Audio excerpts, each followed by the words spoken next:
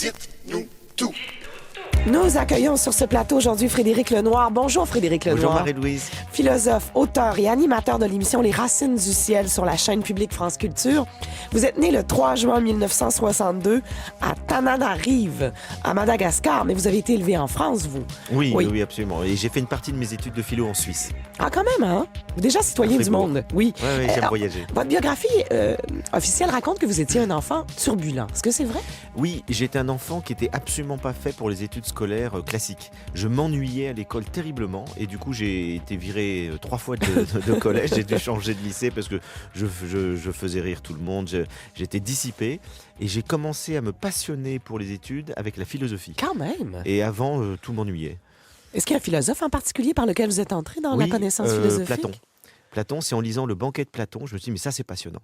Et du coup, j'ai lu, adolescent, j'ai lu tous les grands philosophes de l'Antiquité, Aristote, Épicure, les stoïciens.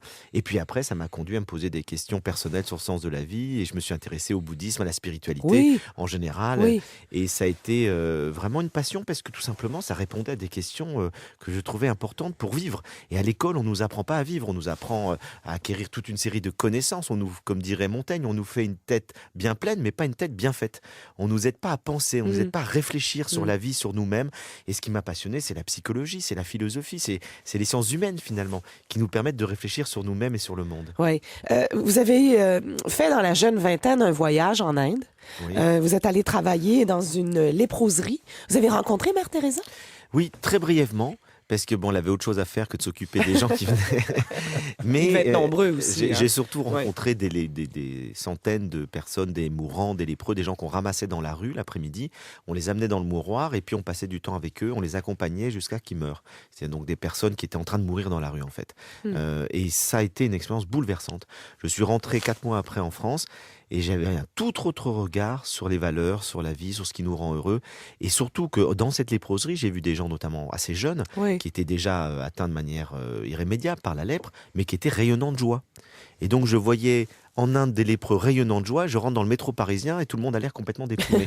Donc là, je me suis dit, il y a quand même à réfléchir là-dessus. Oui, la société occidentale ne suffit pas. Hein. Vous êtes l'auteur d'une quarantaine d'ouvrages vendus à plus de 4 millions d'exemplaires, Frédéric Lenoir. Vos champs d'intérêt, vous l'avez dit, les religions, la spiritualité, le bonheur, l'art de vivre. Dans un entretien que vous avez accordé au Figaro en 2013, vous vous dites convaincu que l'avenir du monde passe par un retour, pas par un retour du religieux, mais bien par un épanouissement d'une spiritualité universelle détachée des traditions. Qu'est-ce que vous voulez dire? Ce que je veux dire, c'est que je pense que le monde dans lequel on est menacé par 2 choses qui semblent complètement différentes et qui en réalité se ressemblent. D'un côté, on a le fanatisme religieux, c'est-à-dire où la religion devient uniquement identitaire et politique. Et dans le cadre d'une mondialisation très rapide, où il y a un choc des cultures, c'est dramatique. Parce que du coup, la religion est source de violence, est source de conflits, est source de peur. On se replie sur sa religion contre les autres. C'est ce qu'on voit parfaitement aujourd'hui. Et puis d'un autre côté, l'autre menace, c'est le matérialisme consumériste, qui menace la planète. On pille complètement la planète. On détruit les écosystèmes, on crée des inégalités croissantes dans les sociétés. Et donc, on est effectivement devant 2 menaces qui semblent différentes, mais dans les 2 cas, le point commun, c'est l'extériorité. Dans la religion identitaire, on n'est que dans la dimension extérieure de la religion, le signe apparent, le voile, enfin tout ce qui se voit et qui fait qu'on se distingue des autres, mais on n'est pas dans la spiritualité, on n'est pas dans la profondeur spirituelle. Et puis, dans l'autre côté, dans le consumérisme matérialiste, on oublie l'âme, on oublie que l'être humain s'épanouit pas uniquement parce qu'il a des objets, il s'épanouit aussi parce qu'il cultive sa vie intérieure. Et donc, ce qui manque aux 2, c'est la vie intérieure. C'est pour ça que je dis, c'est une spiritualité de la redécouverte de l'âme. Vous savez, Bergson disait, il faudrait un supplément d'âme dans notre monde pour lui permettre de grandir, de continuer à aller vers des valeurs humanistes. Et aujourd'hui, il manque un supplément d'âme. C'est pour ça que je parle d'une spiritualité universelle, qui est simplement la redécouverte, je dirais, des valeurs universelles les plus profondes qui existent dans l'histoire du monde, mais qu'on a perdues. Et puis surtout, il faut les vivre. C'est-à-dire, c'est à chacun de redécouvrir les valeurs d'amour, de respect d'autrui, de vérité, de justice, et d'essayer d'aller à l'intérieur de soi pour faire un travail sur soi et pas simplement être ballotté par toutes les idéologies, quelles qu'elles soient, qui mènent le monde. Ce sont des comportements qui sont souvent indiqués par la religion. au lendemain des attentats de Charlie Hebdo, nous avons interviewé Abdenour Bidar, qui est un philosophe. J'aime vous le beaucoup, connaissez. c'est un ami, Bon, c'est un très grand ami. c'est un homme intéressant qui se dit de culture musulmane. On l'a entendu beaucoup au lendemain des attentats de Charlie Hebdo parce qu'il avait un discours autre. Notamment, il disait les musulmans ont besoin aussi de faire un examen de conscience. Mais il disait aussi que l'Occident a sous-estimé le besoin de spiritualité des êtres humains. Bien sûr. Et je pense que d'abord, ce qui sauvera l'islam de l'islamisme, c'est la spiritualité musulmane. C'est-à-dire que les musulmans redécouvrent la profondeur spirituelle de leur tradition. Et puis, globalement, je pense que l'Occident, effectivement, et le premier qui l'a très bien souligné, c'est Jung, le grand psychologue, Carl Gustav Jung, le qui a grand été important pour psychologue, vous aussi. très important. Mais c'est quelqu'un de complètement athée, mais qui nous dit l'être humain est un être qui a besoin de sens. Et donc, le fait qu'on ait refoulé le sens et la spiritualité en Occident, parce qu'on a acheté le bébé avec l'eau du bain, c'est-à-dire qu'on a acheté le besoin de sens avec la religion, et ben on a refoulé tout ça.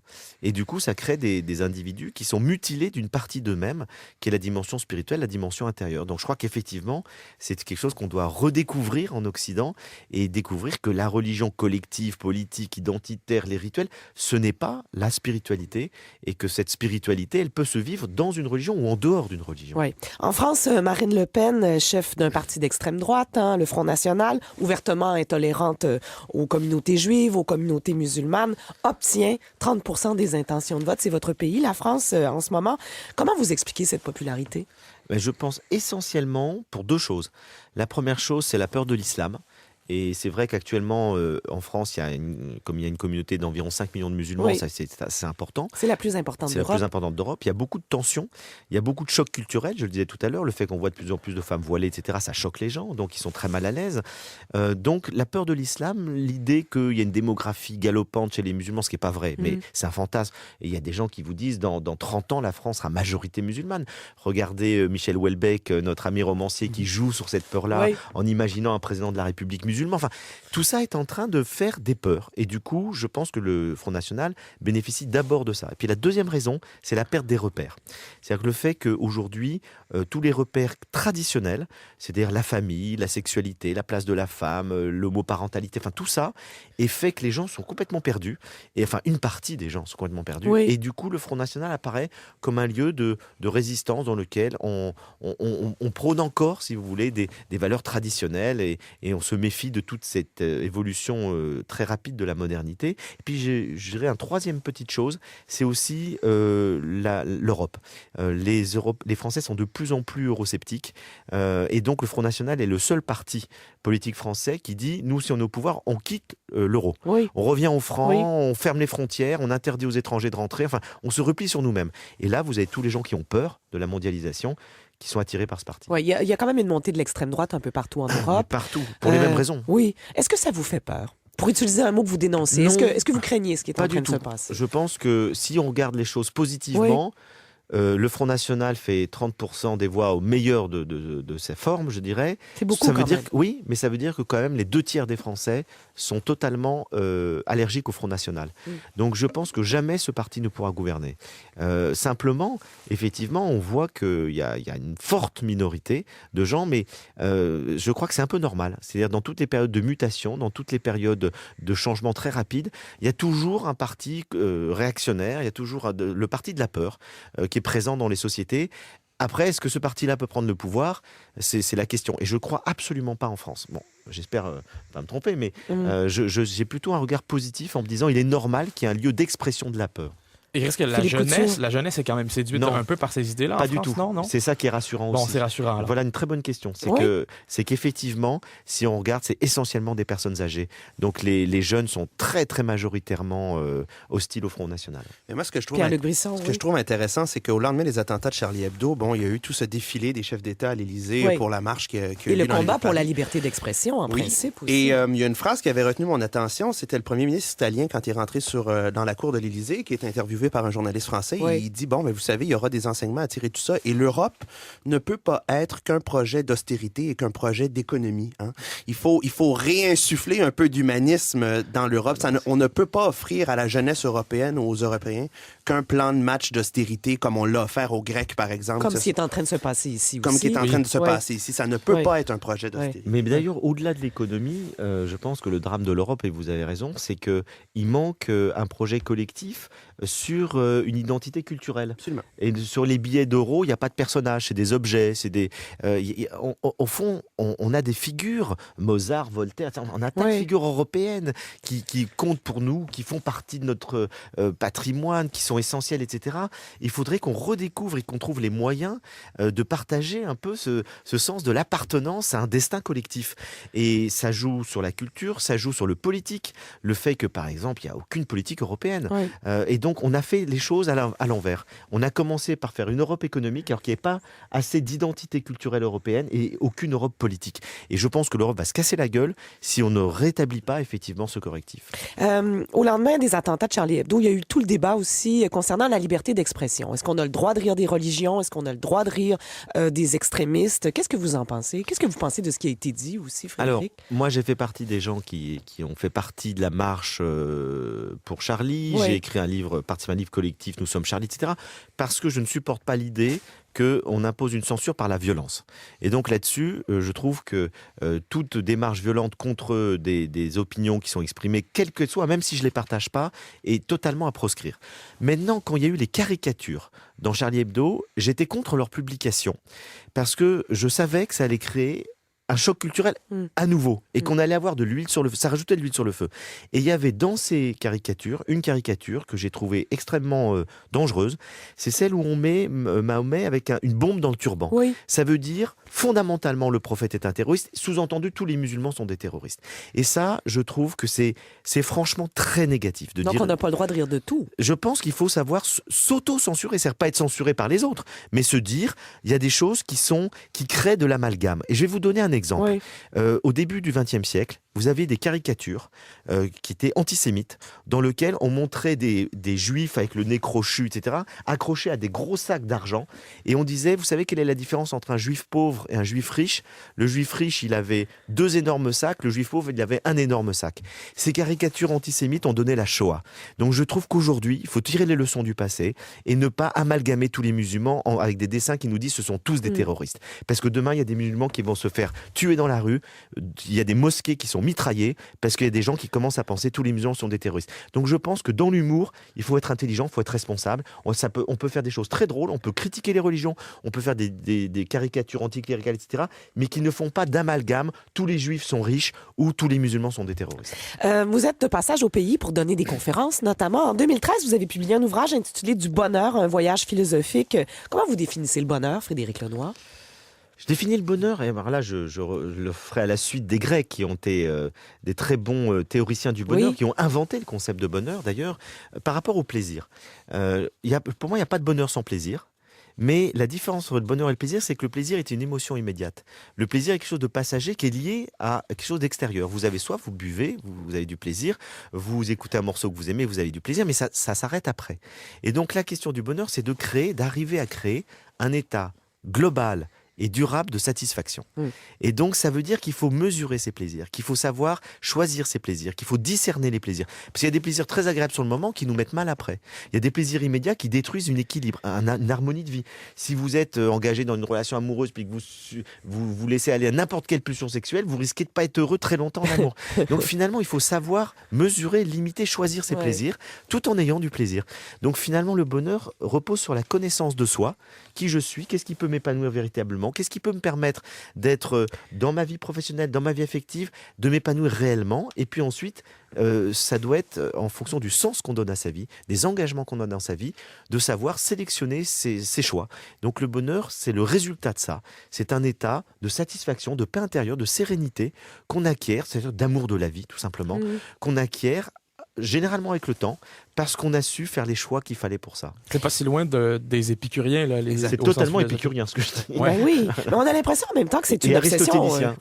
Mais pourtant, on a l'impression que c'est une obsession contemporaine, que le mot bonheur dans un titre de livre, ça garantit un succès, que tout le monde, qu'il y a une pression qui est exercée. C'est un peu le problème. Chez les êtres humains, il faut être heureux à tout prix. Alors ça, c'est quelque chose que je condamne aussi dans ce livre, c'est ce que j'appelle l'injonction au bonheur. C'est-à-dire, on nous demande d'être heureux comme un devoir. Tu dois être heureux. On dit aux enfants, tu dois être heureux, tu dois être heureux. Et à force de dire tu dois être heureux, les gens sont malheureux. Parce qu'ils se disent, je suis jamais assez heureux. Parce que le bonheur est associé à la performance. Et on est dans une société où ce qui est la valeur suprême aujourd'hui, c'est la performance. Il faut réussir dans tout. Oui, les médias sociaux galvanisent cet état galvanisent ça, aussi. oui, c'est le meilleur dans tout. Tout le monde a l'air heureux, tout le monde est beau, tout le monde voyage. Alors qu'on a le droit d'être triste, on a le droit de se planter, on a le droit d'avoir des échecs. Et je crois que le bonheur, justement, c'est un état dans lequel on accepte la vie comme elle est, avec ses hauts, ses bas, avec ses moments de tristesse, avec ses difficultés, avec ses échecs. Et ça ne nous enlève pas l'amour qu'on a de la vie, ça ne nous enlève pas la paix intérieure, ça ne nous enlève pas la qualité de relation qu'on a avec soi-même ou avec les autres. Oui. Ce qui fait qu'il faut absolument dissocier le bonheur et la performance ou la perfection, si vous voulez. Le bonheur, c'est vraiment s'accepter comme on est, en profondeur, avec ses fragilités, avec ses difficultés, mais aussi savoir faire progresser ce qu'il y a de bon en nous pour essayer d'avoir le plus de satisfaction possible de la vie. Ça fait pas bourgeois, un peu comme mentalité, pourquoi? Frédéric Lenoir? Pourquoi ce serait bourgeois? Le plaisir, le bon vin, le bonheur, c'est accessible à des gens qui ont de l'argent. Oui, exact. Mais moi, je trouve que la distinction est importante à faire quand on parlait d'épicurisme. Oui. Le plaisir, ce n'est pas nécessairement la jouissance. L'épicurisme, c'est de dire il faut se détacher de tout ce qui nous retient inutilement, de tout ce qui nous lie. Tout le superflu. Exactement. Et donc, il y a une très grande distinction à faire entre le plaisir et la jouissance. Entre l'épicurisme et l'hédonisme, on pourrait dire. Et finalement, je dirais que la mentalité bourgeoise, c'est plutôt l'abondance. C'est-à-dire, alors que ce dont je parle, ça peut être avec la sobriété. Exact. Ça va même avec une certaine frugalité. C'est-à-dire que vous n'avez pas besoin d'être très riche pour être heureux. À partir du moment où vous avez une qualité de ce que vous faites. Si vous mangez des choses très simples, si c'est simplement vous savez les savourer, vous prenez le temps de les savourer, si vous avez quelques bons amis dans votre vie. Épicure nous dit, pour être heureux, il ne faut pas avoir 50 amis, il faut en avoir 2 ou 3 et bien cultiver l'amitié. Il ne faut pas manger trop, il faut manger sobrement et il faut savourer ce qu'on mange vraiment. Alors évidemment, il y a des cas extrêmes où les gens n'ont ni à manger, ni de toit, etc. Mais ça concerne quelle partie de la population ici en Occident? Et je vais aller plus loin. J'ai été en Inde, j'ai vu des gens très... Il y a beaucoup de sans-abri dans une alors ville pour comme un Montréal. sans-abri, c'est plus dur. C'est vrai, mais quelle proportion? Donc on a peut-être quand même le droit de parler pour ce qui concerne 99% des gens. Et on sait qu'il y a 1% des gens qui n'ont pas de toit et que c'est dramatique. Et bien là, il faut s'engager pour eux. Il faut faire quelque chose pour eux plutôt que de se dire on n'a pas le droit d'être heureux parce qu'il y a des gens malheureux. Votre malheur n'apportera rien au malheur des autres. Donc le bonheur est contagieux. Si vous êtes heureuse, aidez ceux qui ne le sont pas. Voilà. Donc ne cherchez pas à vous dire j'ai pas le droit d'être heureux. Le bonheur, c'est une quête bourgeoise parce qu'il y a des gens malheureux. Vos livres se vendent à des millions d'exemplaires. Vous êtes extrêmement populaire. Bon, vous êtes un grand communicateur, un grand vulgarisateur. En France, pays de la controverse, on vous reproche parfois de faire des raccourcis, de mélanger les choses. Vous parlez de religion dans certains livres. Comment vous réagissez à ces critiques-là, Frédéric Lenoir? Ça vient avec le succès? Oui, exactement. C'est-à-dire que tant que je faisais des ouvrages universitaires que personne ne lisait, j'avais des critiques formidables dans les journaux, dans le monde, partout. Du jour où j'ai commencé à faire des livres qui ont eu beaucoup de succès, ça s'est inversé. C'est-à-dire pas tous, mais un certain nombre de critiques littéraires ont commencé à dire oui, mais il a du succès parce qu'il fait des choses faciles, parce qu'il y a des raccourcis, etc. Voilà, moi je pense que j'essaye de faire quelque chose qui est rigoureux. C'est-à-dire j'ai pas du tout perdu mon discernement, j'espère, en tout cas philosophique et universitaire, qui me permet de dire des choses fondées sur des démonstrations très rigoureuses, mais j'essaye de les rendre accessibles à des gens qui n'ont pas fait 10 ans d'études de philosophie. C'est ça qu'on pardonne pas par moment. Et je pense que cet équilibre, il est très important. Mais bien sûr, pourquoi on écrit des livres? Pour être lu, pour communiquer, pour transmettre. Et moi, j'aime plutôt transmettre ce qui m'a fait du bien. Donc, j'ai lu Épicure, j'ai lu Spinoza, c'est des auteurs pas si faciles que ça à lire. Et je me dis, j'ai envie de transmettre l'essentiel de leur message à des gens qui ne les liront jamais dans le texte. Frédéric Lenoir, nous allons placer les références de vos nombreux ouvrages sur notre site web. Merci beaucoup d'être avec nous aujourd'hui.